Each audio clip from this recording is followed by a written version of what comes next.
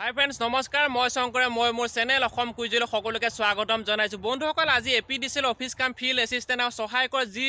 ফ্ৰেছসকলৰ result তেওঁলোকৰ result সম্পৰ্কত মই কিছুমান ভাল খবৰ জনাবলৈ চেষ্টা কৰিম যদি আপুনি পোনপ্ৰথমবাৰৰ কাৰণে আছে এতিয়া ছাবস্ক্ৰাইব কৰি দিব লগতে বেল আইকনটো প্ৰেছ কৰিব নাপাহৰিব যেতিয়া মই এনেকুৱা ধৰণৰ সুন্দৰ খবৰ দিবলৈ চেষ্টা কৰোঁ আপোনালোকে সকলোতকৈ আগত পাব যায় কি নহওক আজিৰ ভিডিঅ' আমি আৰম্ভ কৰোঁ চাওক বন্ধুসকল যিহেতু বহুতে কৈ আছে যে দাদা ফ্ৰেছসকলৰ ৰিজাল্ট কেতিয়া দিব আৰু বহুতে কনফিউজ হৈ আছে যে আচলতে যোনটো হাইকোৰ্ট চলি আছে সেই হাইকোৰ্টটো ফ্ৰেছসকলে নে এক্সপেৰিয়েঞ্চসকলে মই ইয়াৰ ওপৰত অলৰেডি ভিডিঅ' বনাই থৈছোঁ যিহেতু মোৰ তেতিয়া আছিলে ছাবস্ক্ৰাইবাৰ বহুতো কম আছিলে আৰু যিহেতু এতিয়া দিনক দিনে অলপ বাঢ়িব ধৰিছে বহুতে কমেণ্ট কৰি আছে যে দাদা কোনটোৰ ওপৰত হাইকোৰ্ট চলি আছে আচলতে ফ্ৰেছসকলৰ ওপৰত নে এক্সপেৰিয়েঞ্চসকলৰ ওপৰত মই তেওঁলোকক ক'ব বিচাৰিছোঁ যে সেই কেছটো কোনো ধৰণৰ ফ্ৰেছসকলৰ ওপৰত মানে হাইকোৰ্ট চলা নাছিলে সেই কেছটো যোনটো চলি আছে সেইটো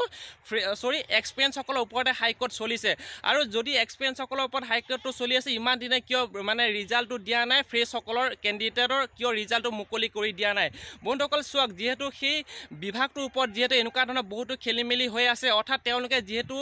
তদন্ত কৰিব দিছিলে সেই তদন্তত যদি মানে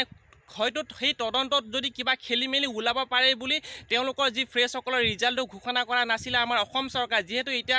আমি সকলোৱে গম পাওঁ যে বৰ্তমান সময়ত যি এপিডিচিএলৰ সেই ৰিপৰ্টটো তেওঁলোকে পালে আৰু সেই ৰিপৰ্টটোত যিহেতু কোনো ধৰণৰ অভিযোগ বা সেই পৰীক্ষাটোত বেমেজালি হৈছিল বুলি যিহেতু কোনো ধৰণৰ ধৰা পৰা নাই আৰু অতি সোনকালে হয়তো আমি সকলোৱে গম পাওঁ যে 22 তাৰিখে এটা হিয়াৰিং ডেট হোৱাৰ কথা আছে আৰু 22 তাৰিখে হিয়াৰিং ডেট হোৱাৰ কথা আগতে হয়তো প্ৰায় 99% চান্স আছে ৰিজাল্ট দি দিয়া এইটো কাৰণে মই কৈছোঁ যিহেতু আমি সকলোৱে গম পাওঁ অসম জলসিঞ্চন বিভাগৰ ছেকশ্যন এছিষ্টেণ্টৰ যিহেতু হাইকোৰ্টটো